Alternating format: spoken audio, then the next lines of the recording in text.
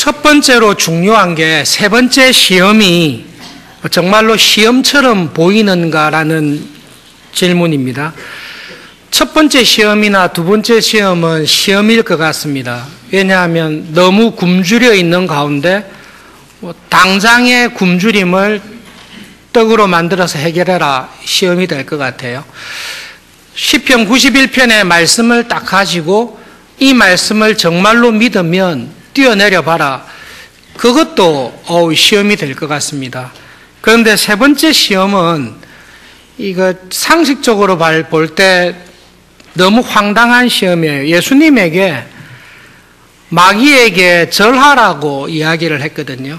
이게 절하라는 게 만나면 안녕 잘 지냈니 이렇게 인사해 달라는 말이 아니라 말 그대로 엎드려서 경배하라는 요구입니다. 하나님께 엎드려서 예배하고 경배하듯이 마귀에게 엎드려서 예배하고 경배하라는 게 시험이거든요. 이게 상식적으로는 이게 이해가 잘 안 되는 시험입니다. 가깝게는 신사참배에 있었을 때 믿음의 선배님들께서 신사에 절하는 것조차도 나는 진짜 죽으면 죽었지 못한다.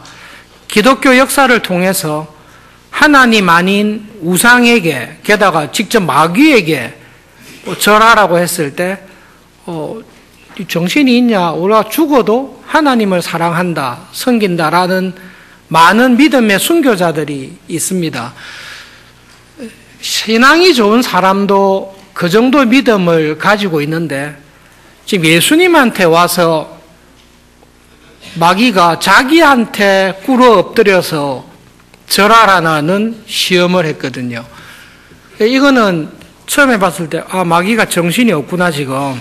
첫 번째, 두 번째 자기가 꺼낼 수 있는 최고의 카드로 시험을 했는데 다 번번이 지니까 마귀가 정신을 못 차려가지고 궁여지책으로 그러면 절해라 세상을 줄게 그렇게 시험한 것으로 얼핏 보입니다. 예수님께서도 간단하게 잔소리하지 말고 가라. 세 번째 답이 그렇거든요. 사탄아 쓸데없는 소리 하지 말고 물러가라. 단번에 쫓아내십니다. 그렇지만 세 번째 시험이 중요한 시험이고 예수님에게는 첫 번째, 두 번째 시험만큼 혹은 그 이상으로 예수님에게는 시험이 되는, 유혹이 되는 시험이라는 것을 먼저 기억을 해야 될 것 같습니다. 어떤 점에서 이런 황당무계한 하나님의 아들로 메시아로 오신 예수님에게 하나님이 아니라 마귀에게 엎드려 절하라는 요구를 할 수 있습니까? 라는 게 질문이에요. 반대급부로 주는 게 있을 거 아니에요. 큰 거를 달라고 했습니다. 그럼 좋다. 내가 이거를 나에게 주면 마귀는 나에게 무엇을 줄 거냐 했을 때 마귀가 예수님에게 약속하는 게 있습니다. 반대급부로 주는 게 있습니다. 높은 산에 올라가서 천하만국과 그 영광을 다 보여줬습니다. 그냥 쉽게 생각하셔서 이 세상의 모든 것을 다 보여줬습니다. 이 하나님이 지으신 모든 세상과 그 영광을 다 보여주고 자기에게 엎드려 절하면 지금 이 세상의 모든 것, 이 세상 전부를 그 영광과 권세와 통치를 예수님에게 다 주겠다라는 약속입니다. 마귀에게 이럴 권세가 있습니까? 질문이 이건데요.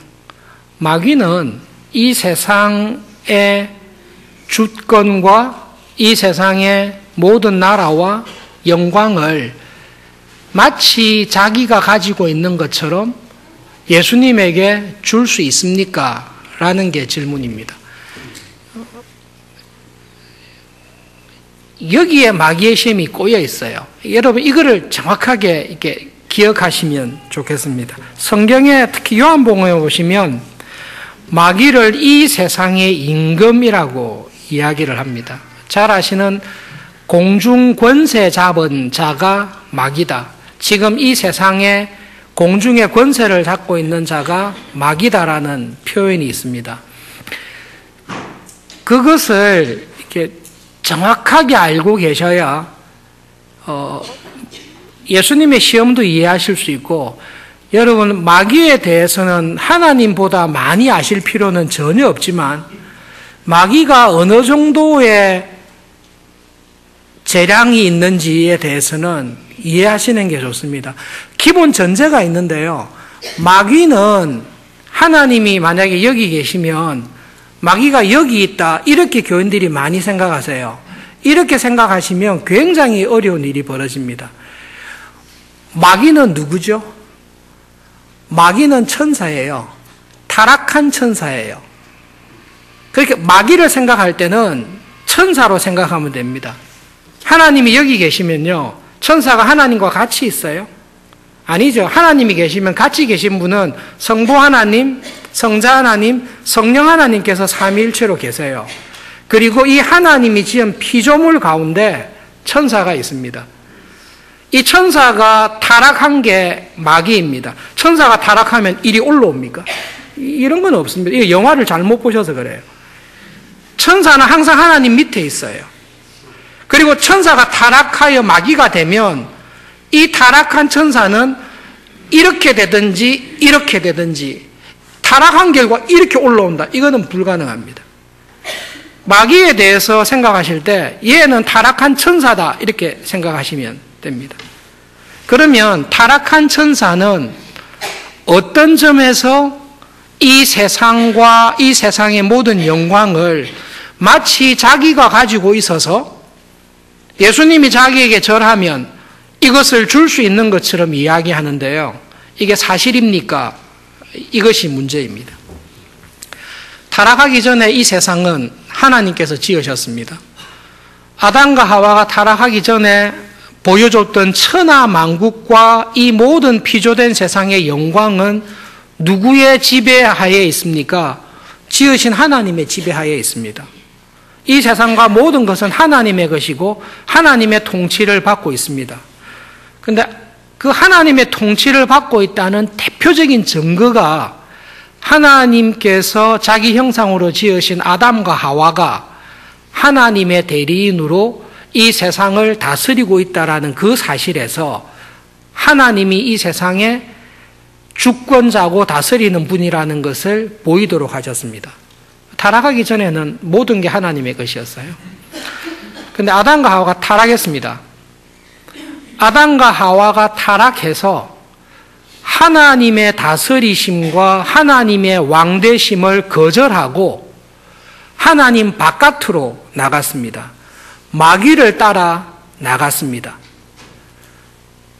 아담과 하와의 타락으로 인해서 하나님이 지으신 피조계가 똑같이 하나님의 은혜 안에 머물지 못하고 죄와 타락으로 신음하고 있는 상황이 타락 이후에, 아담과 하와의 타락 이후에 지금 세상이 있는 상황입니다.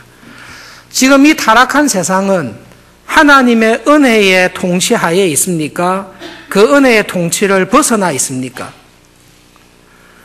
하나님의 형상대로 지음받은 아담과 하와는 하나님의 은혜의 지배 아래에 있습니까? 이 은혜의 지배를 떠나서 바깥에 나가 있습니까? 예, 지금 나가 있습니다. 하나님의 은혜의 지배를, 다스림을 거절하고 반항하고 불순종하여 나간 아담과 하와, 그리고 이 피조 세계는 하나님의 지배를 거절하고 떨어져 있습니다. 그럼 누가 여기를 지금 다스리고 있는 거죠? 여러분, 성경은 딱 두 가지밖에 말하지 않습니다.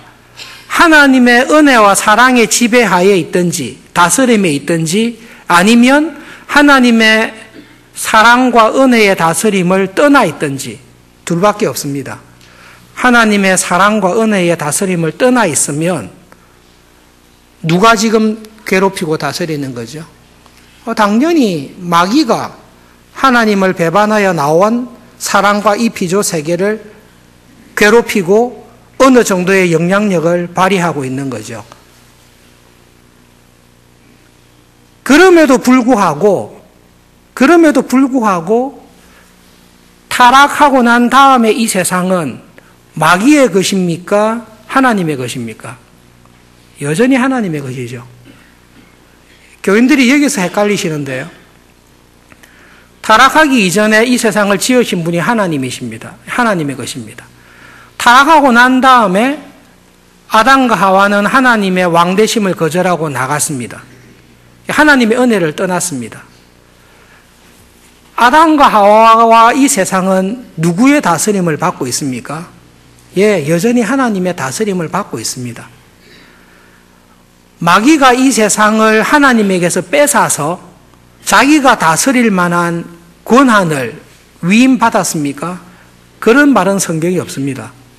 하나님의 다스림을 떠나 있는 인간을 사탄이 굴림해서, 사탄이 마귀가 사람 위에 굴림해서 하나님의 보호하심을 받지 못하는 인간 위에 왕노릇하며 공중 권세를 잡아서 범죄한 인간을 괴롭히고 있는 것은 맞습니다. 천하 만국과 이 세상이 하나님의 다스림을 벗어나서 마귀의 지배와 굴림 가운데 고통하고 있는 것은 맞습니다. 그렇지만 타락한 세상을 주관하시는 분은 누구십니까? 하나님께서 주관하십니다. 이것을 놓치시면 안 됩니다. 하나님께서 지금도 여전히 다스리고 계십니다. 천사를 통해서 하나님께서 다스릴 뿐만 아니라 마귀와 타락한 영들을 통해서도 하나님의 뜻을 이루시는데 딱 다스리십니다. 욥을 건드리려고 할 때 하나님께서 허락하지 아니하시면 마귀도 욥을 건드리지 못하게 되어 있는 것을 우리가 알 수 있습니다. 그리고 하나님께서 욥을 한번 건드려 봐라 라고 허락해 줄 때에 마귀에게 딱 기준을 제시합니다. 생명에는 손대지 마라. 재산만 그렇게 해라. 마귀도 하나님의 주권과 다스림 안에서 움직이고 있는 것을 보여줍니다. 마귀가 지금 예수님께 제안한 건 이거예요.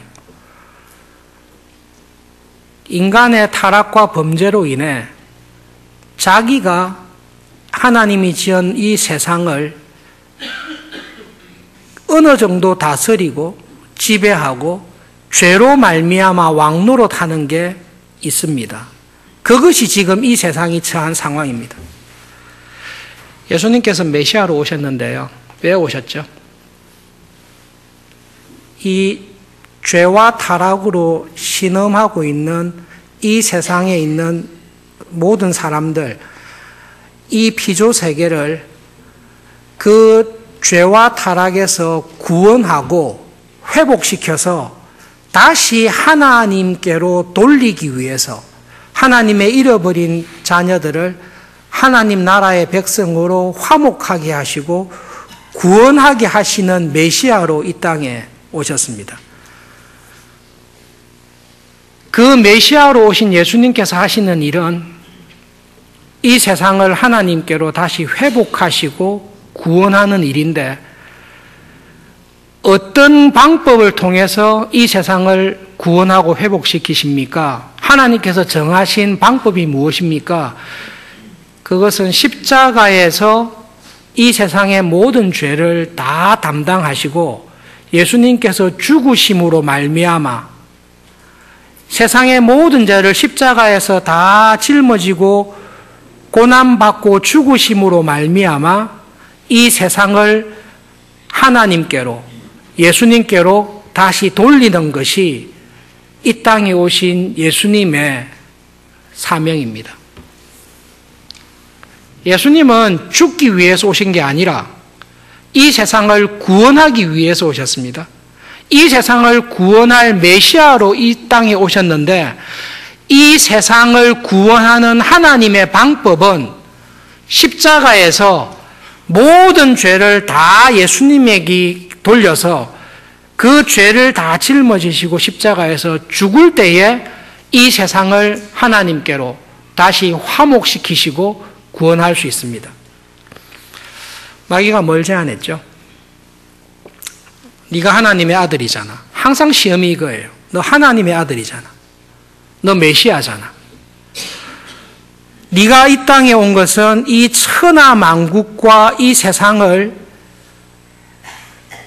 죄에서 구원하여 너의 것으로, 하나님의 것으로 다시 돌리기 위해서 왔는데, 그러기 위해서는 하나님께서 너에게 십자가에서 죽으라고 했다며.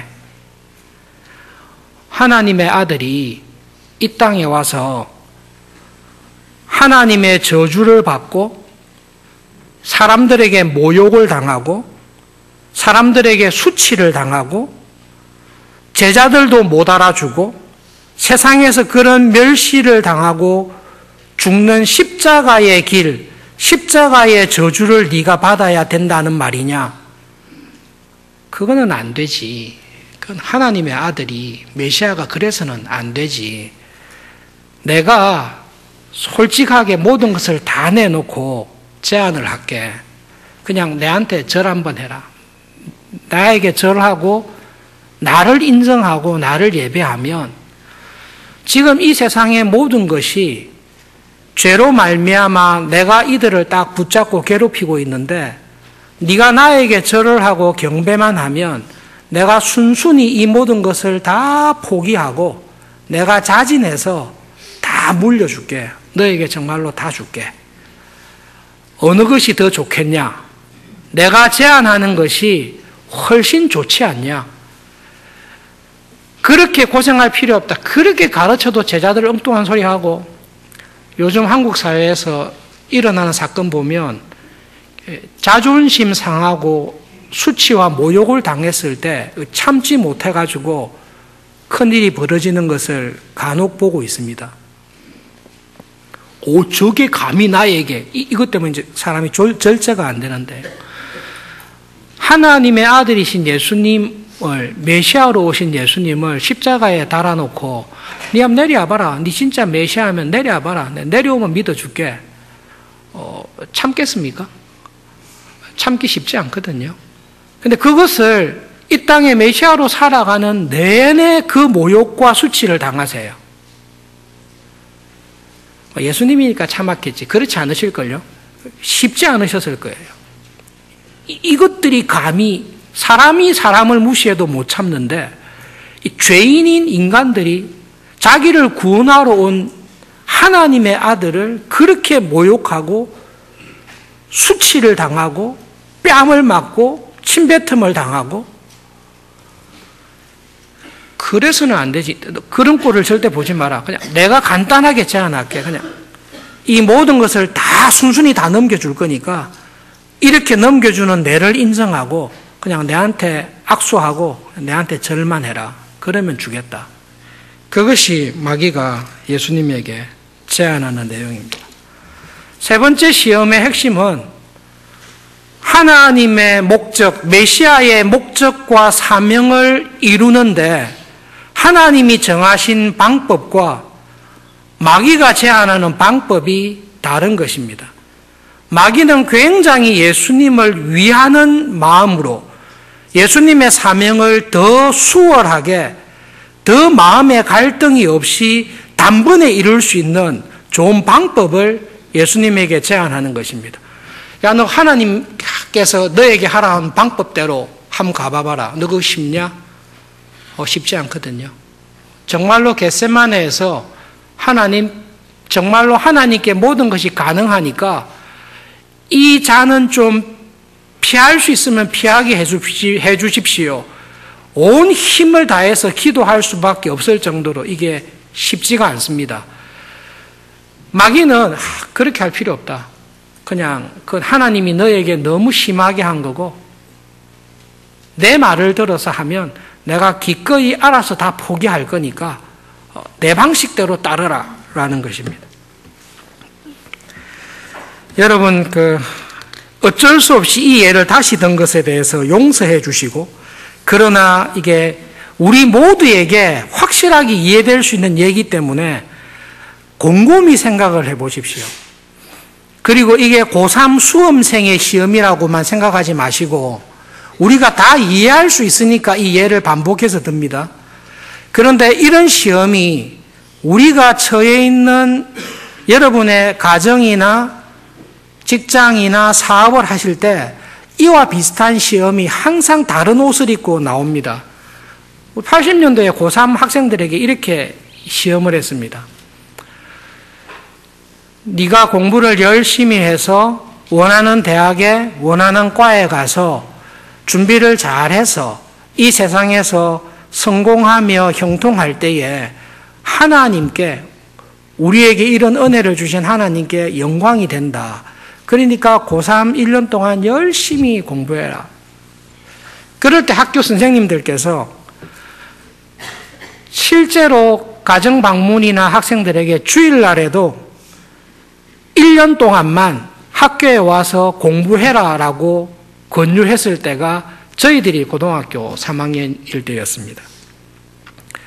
신앙생활 열심히 하는 학생들이 우리는 안 됩니다. 우리는 주일날 하루 종일 교회에서 주일을 거룩하게 지켜야 되기 때문에 학교에 가지 않고 주일날은 아예 공부를 안 합니다. 그렇게 이야기를 했습니다. 담임 선생님께서 가정 방문을 오셨어요. 오셔서 저도 집사입니다. 저도 교회 집사입니다. 지금 같은 시기에 교회 다니는 학생들이 1년간 열심히 공부해서 좋은 대학에 가면 또 실력을 준비 잘하면 하나님께 더 영광을 돌릴 수 있습니다. 제가 길게 요구하지 않습니다. 그냥 고3 1년 동안만, 학력고사 7 동안만 그렇게 하자는 것입니다. 이 학생은 조금만 더 열심히 공부하면 전교 수석을 할 수도 있습니다. 저 아니에요. 절대 오해하지 마세요. 근데 이건 실화예요. 전국 수석을 할 수 있습니다. 그때 방송국에서 인터뷰 왔을 때 하나님의 은혜로 이 전국 수석을 하게 됐다고 하면 하나님께 정말로 영광이 되지 않겠습니까? 하나님의 영광을 드러내기 위해서 1년만 공부에 열심히 합시다. 성경 말씀에 심은 대로 거둔다라고 하셨는데 많이 심어야 많이 거두지 않습니까? 성경을 진짜 기가 막히게 적용하신 거죠. 그렇게 적용하면 지난주에 말씀드렸듯이 성경 말씀을 엉뚱하게 적용하면 믿음이 자라지 않고 믿음이 파선하게 됩니다. 심은 대로 거둔다고 하셨으니 1년만 열심히 공부하고 대학 가서 신앙생활 열심히 하고 하나님께 영광 돌려도 되지 않습니까? 맞아요, 틀려요? 좋은 방법입니까? 나쁜 방법입니까? 좋은 방법이라고 권하죠. 그런데 그 방법을 따라가면 어떤 일이 벌어지는고 하면 방법의 문제가 아니라 본질을 바꿔버리게 됩니다. 마귀가 예수님에게 제안한 게 이겁니다. 하나님께서 너에게 정한 길과 방법은 십자가를 지고 하나님의 저주와 모욕을 다 당하고 죽는 거다. 그거는 하나님의 아들에게 있을 수 없는 일이다. 내가 방법을 줄게. 그런 거 다 면제시키고 나에게 절만하고 나를 경배하면 이 십자가의 고통과 수치를 전혀 경험하지 않고 네가 원하는 이 세상과 이 모든 것을 회복하는 영광을 내가 거저 주겠다. 이게 네가 온 메시아의 사명이지 않느냐. 거저 주겠다.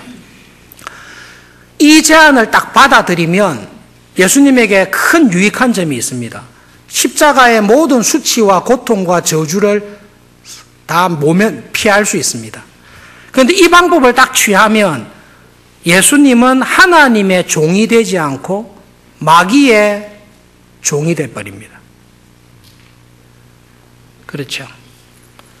마귀의 방법이 참 좋은 것 같은데 그 방법은 마귀가 요구한 대로 하나님을 예배하는 자리에서 마귀를 예배하는 자리로 예수님을 끌어내려서 바꿔버리는 것입니다. 고등학교 1년 동안만 하나님의 말씀을 떠나고 공부를 열심히 하자라고 하는 것은 방법인 것 같은데요. 고등학교 1년, 3학년 1년 동안에 하나님을 바꾸라는 말이에요. 고등학교 3년, 1년 이 시기는 너무 중요하니까 하나님의 말씀에 순종하며 살아가는, 하나님을 왕으로 섬기는 것을 제끼고 선생님을 통해 온 하나님의 말씀에 불순종하며 하나님의 뜻과 다른 길을, 마귀의 방법을, 마귀의 길을, 세상의 길을 택해서 살아라는 거죠. 1년간 하나님을 바꿔라는 말이에요.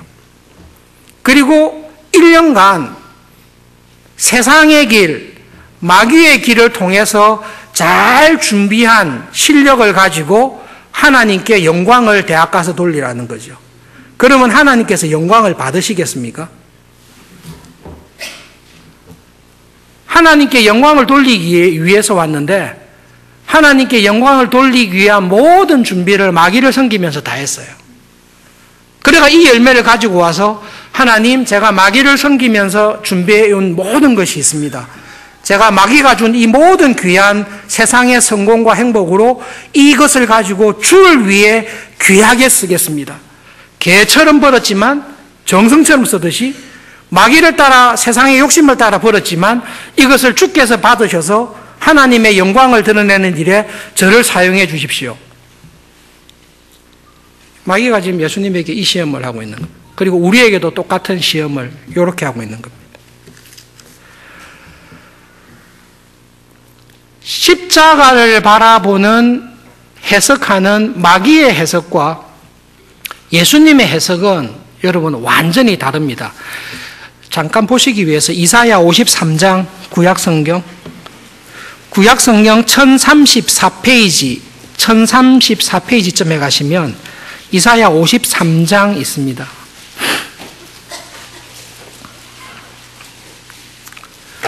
다 읽으면 좋은데요. 그냥 7절부터 12절까지 한 절씩 교독하겠습니다. 이사야 53장 7절부터 12절 말씀을 기억하면서 한 절씩 교독하겠습니다. 그가 곤욕을 당하여 괴로울 때에도 그의 입을 열지 아니하였으며 마치 도수장으로 끌려가는 어린 양과 털 깎는 자 앞에 잠잠한 양같이 그의 입을 열지 아니하였도다.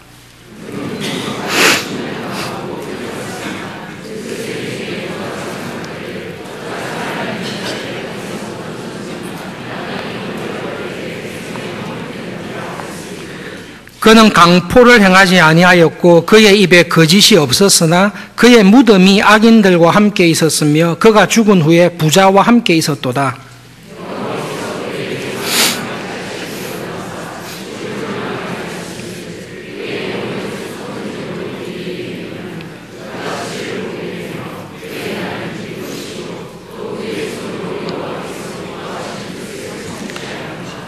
그가 자기 영혼에 수고한 것을 보고 만족하게 여길 것이라. 나의 의로운 종이 자기 지식으로 많은 사람을 의롭게 하며 또 그들의 죄악을 친히 담당하리로다.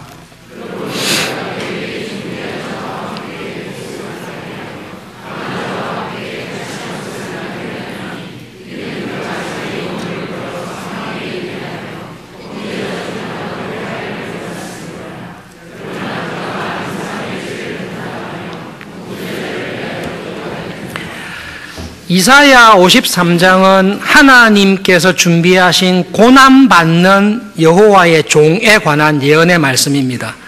마귀는 이사야 53장에서 고난받는 여호와의 종에 대한 해석을 이쪽에서 마귀의 해석이 들어가 있습니다. 이 종은 자기의 죄는 하나도 없습니다.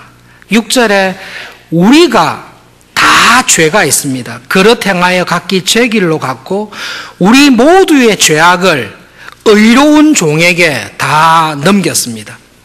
그런데 예수님께서 십자가의 나무에 달려 죽을 때에 예수님이 의로운 종으로 죽는다라고 생각한 사람은 제자들을 포함해서 아무도 없었습니다. 8절에 말한 그대로입니다. 그가 곤욕과 신문을 당하여 끌려갔고 성경에 있는 말씀대로 나무에 달려 있는 자마다 하나님의 저주를 받았다라는 그 말대로 나무에 달려 십자가에서 죽는 것을 봤을 때 모든 사람들이 마땅히 형벌받을 자기 죄 때문에 죽었다라고 생각했지, 그는 무죄하고 백성들의 허물과 죄 때문에 죽는다라고 생각한 사람은 아무도 없었습니다. 죽을 때 누구하고 죽었습니까? 그의 무덤이 악인들과 함께 묻혔습니다. 아무도 예수님께서 죽을 때에 우리의 메시아로 나의 죄를 담당하고 죽는다고 생각하지 않았습니다. 하나님 앞에서 죄인이니까 옆에 강도들과 함께 악인으로, 죄인으로 죽었습니다. 죽고 난 다음에 그의 무덤이 부자와 함께 있었습니다. 부자는 악인의 다른 표현입니다. 헷갈리시면 안 됩니다. 죽고 난 다음에도 악인들과 같이 장사 지내졌습니다. 마귀가 하는 말이 그겁니다. 하나님의 아들이고 메시아인데 너는 서울중앙교회 교인들 중에서도 그렇게 신앙생활을 열심히 하고 믿음으로 살려고 하는데 너에게 이러한 오해와 모욕과 수치와 믿음으로 살려고 하는 너에게 하나님께서 끊임없이 십자가를 주는 것은 하나님께서 잘못 대하고 있는 것이고, 내가 너를 생각하는 것보다 하나님은 너를 많이 생각하지 않는다. 내가 오히려 너를 더 생각한다.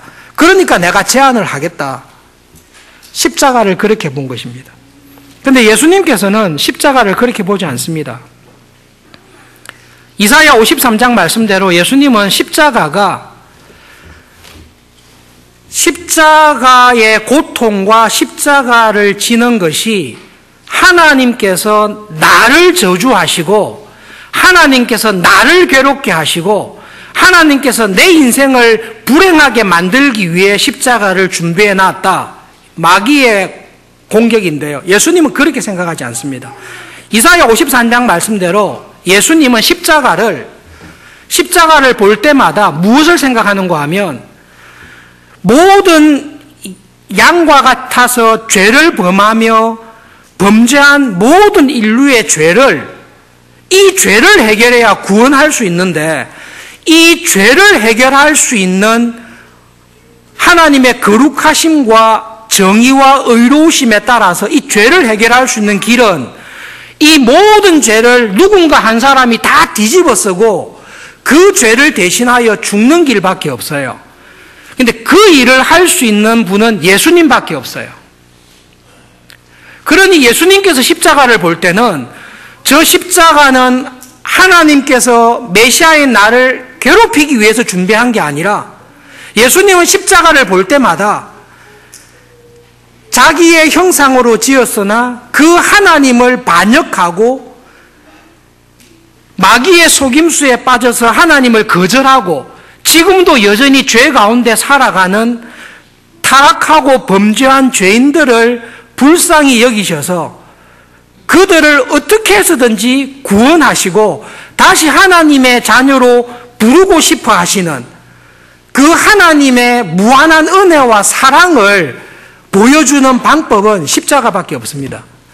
그 십자가가 아니고서는 하나님의 거룩하심과 하나님의 의로우심과 정의가 다 깨어지기 때문에 하나님의 그 은혜와 사랑, 정의와 의로움을 만족하면서 이 사람들을 구원할 수 있는 길은 십자가에서 모든 죄를 다 짊어지고 죽는 길밖에 없는데 예수님은 십자가를 딱 그렇게 보세요.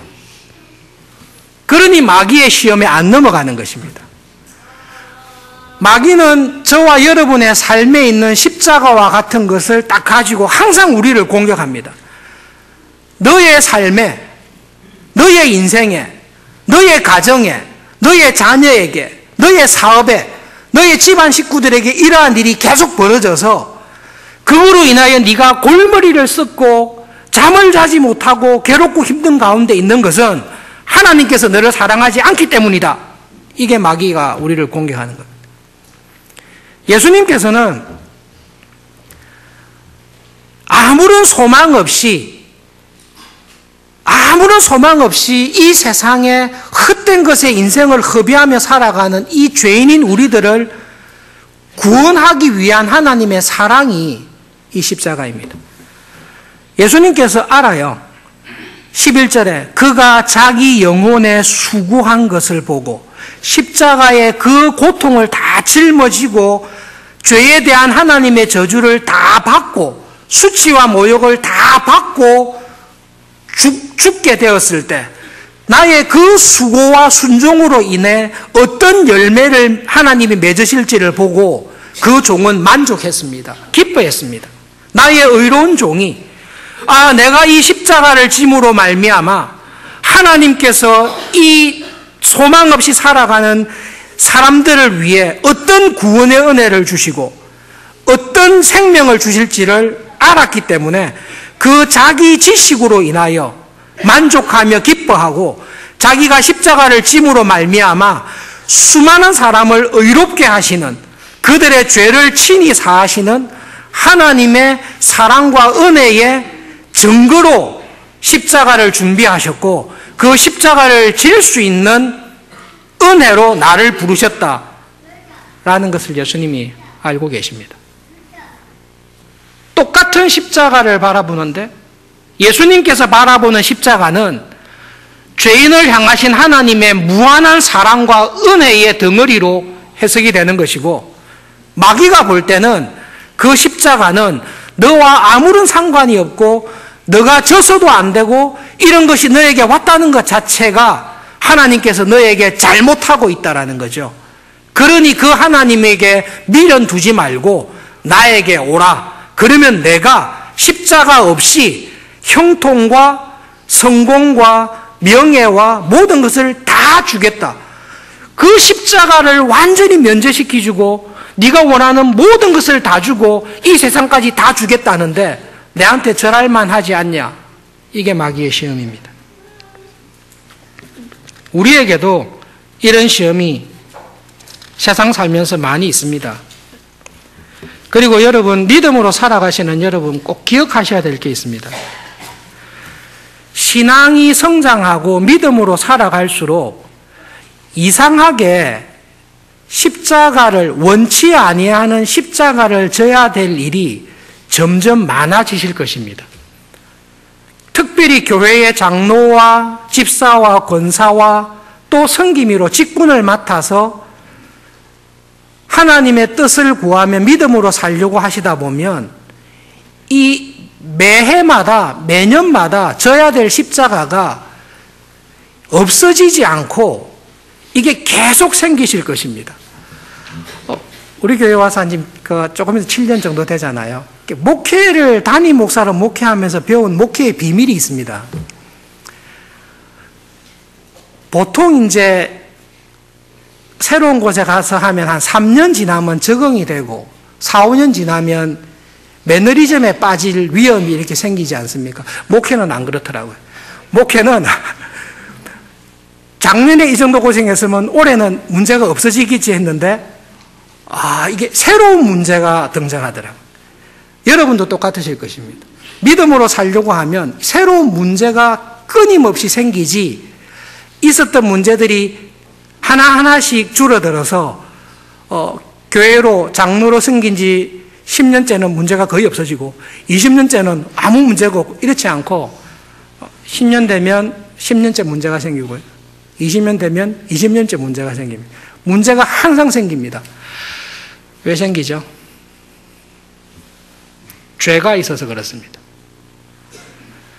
죄가 있는 곳에 항상 문제가 있습니다. 문제가 없으려면 죄가 없어져야 됩니다. 그런데 이 죄는 우리 안에도 있고 우리 바깥에도 있고 사회의 조직과 구조 속에도 있고 온데 다 들어와 있는 이 죄는 예수님께서 재림하실 때까지 절대 안 없어집니다.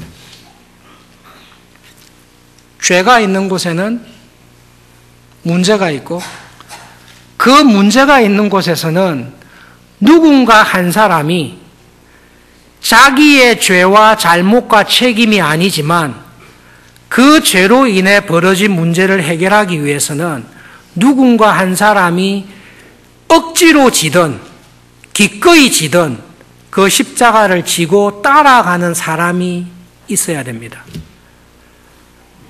나를 따라오려거든 자기를 부인하고 날마다 자기 십자가를 지고 나를 따라와야 된다.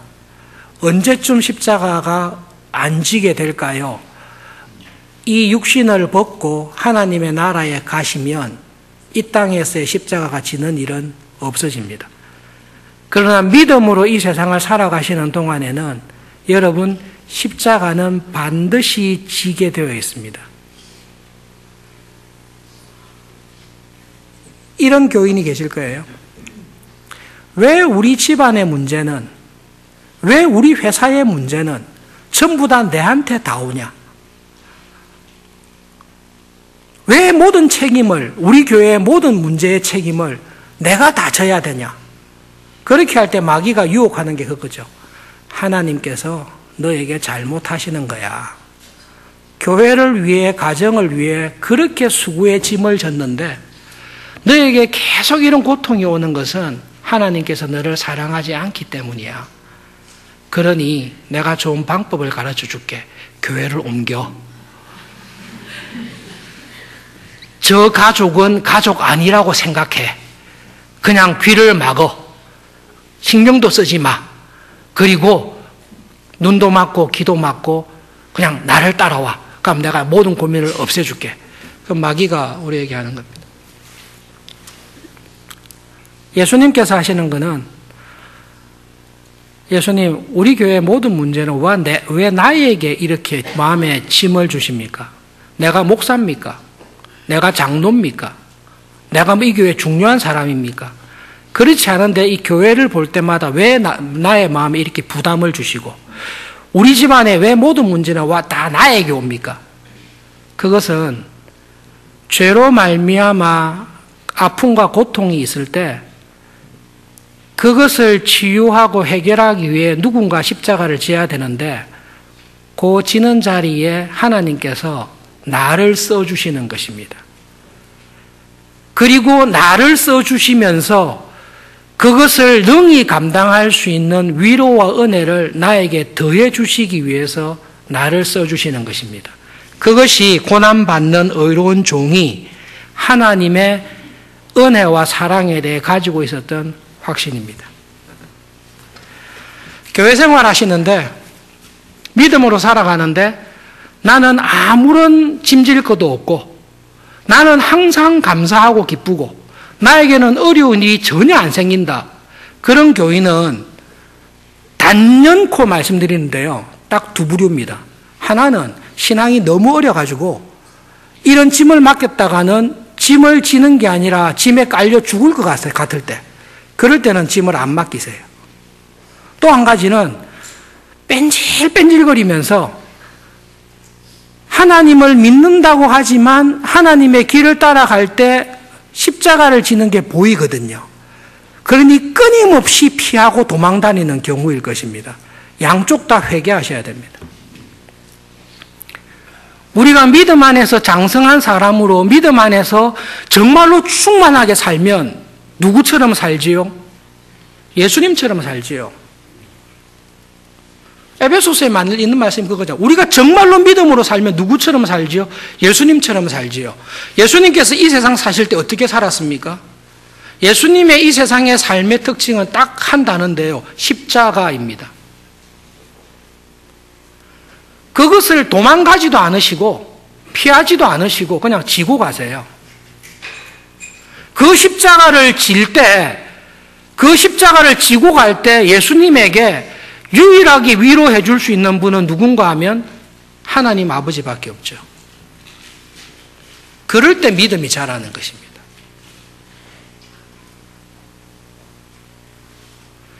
하나님께서 우리의 믿음과 신앙이 자라게 하실 때 환난과 어려움과 역경 가운데 나를 모아가세요. 목자가 양을 몰 때 지팡이로 지팡이로 이렇게 해가지고 이렇게 몰아가듯이 하나님께서 우리를 믿음으로 살아가게 하실 때는 우리를 몰아가시는데 예수님께서 가신 길로 우리를 따라가게 하십니다. 예수님께서 가시는 길로 따라가다 보면 반드시 십자가를 지게 되어 있습니다. 그런데 이 십자가를 지는 게 와, 막 이렇게 지는 게 아니라, 감사합니다, 하나님. 제가 이 십자가를 지고 가게 해주시니, 내가 안 지면 누군가 다른 사람이 지어야 되니까요. 저를 그렇게 불러주시니 감사합니다. 그런데 내가 지고 가는 것 같으나 하나님께서 감당하지 못할 시험은 나에게 허락하지 아니하시고 능히 이것을 감당할 수 있는 새로운 은혜와 위로를 주시고 내가 너무 힘들고 어려울 때는 피할 길도 주시는 하나님이신 것을 제가 경험하여 압니다.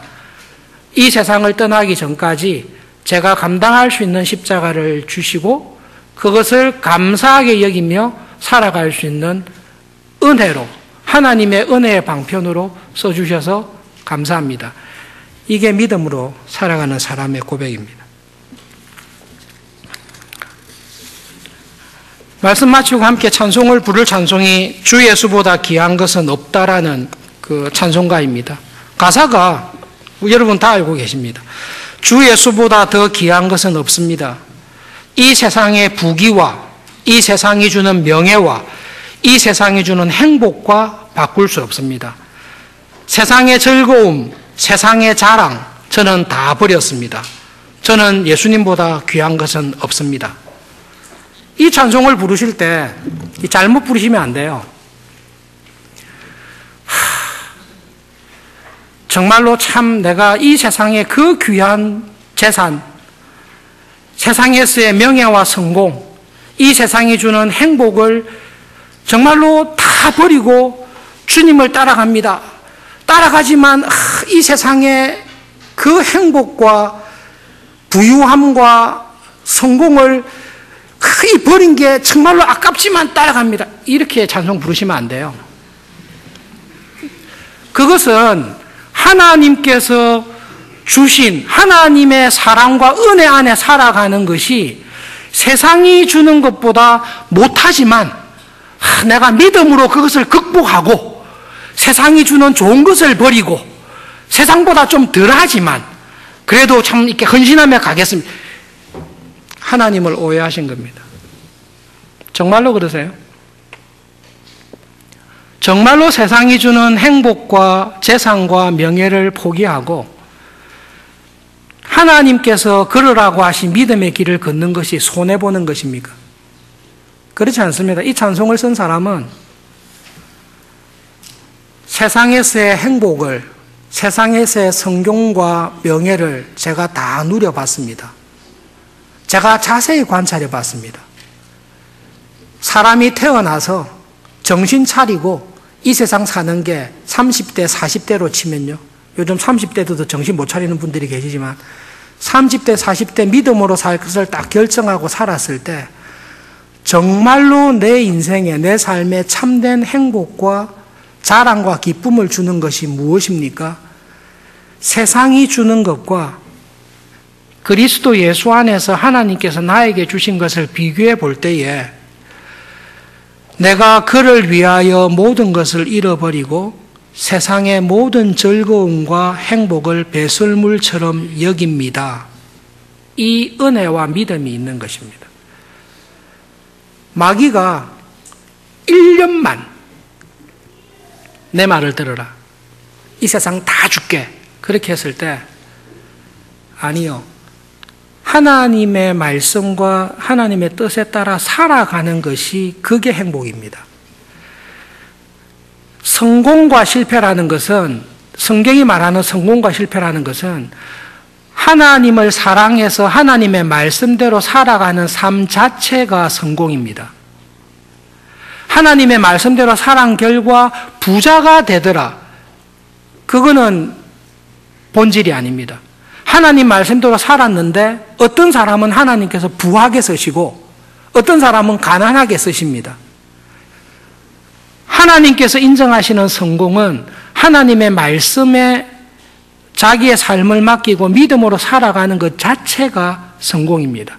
여기서 벗어나거나 미끄러지거나 도망가는 것이 시험에 들고 실패하는 것입니다. 예수님의 시험을 기억하시면서 지금 나에게 있는 이런 시험이 무엇일지 한번 돌아보시고 예수님께서 말씀하신 그 말씀 그대로 고난받는 종으로 하나님께서 주신 십자가를 지고 살아가는 것이, 그것이 나에게 있어서 가장 큰 자랑이고 감사합니다. 그 믿음으로 한 주간 살아가실 수 있기를 바랍니다. 말씀을 기억하면서 함께 기도하겠습니다. 십자가를 볼 때에 마귀는 십자가를 허락하신 것이 하나님께서 우리를 괴롭히시고 우리를 사랑하지 않는 것이라고 유혹했습니다. 그러나 예수님께서는 하나님께서 주신 십자가를 생각할 때에 그 십자가는 하나님의 선하심과 우리가 이해할 수 없는 하나님의 사랑과 은혜의 표시라는 것을 알고 감사했습니다. 우리 삶에 내가 지고 있는 십자가를 바라보면서 하나님, 이 십자가는 나를 괴롭게 하기 위함이 아니라 하나님의 사랑과 은혜를 증거하는 것임을 믿습니다. 그것을 내가 짊어지고 가도록 은혜로 불러주신 것 감사합니다. 그 믿음 가지고 한 주간 살아갈 수 있도록 기도하겠습니다.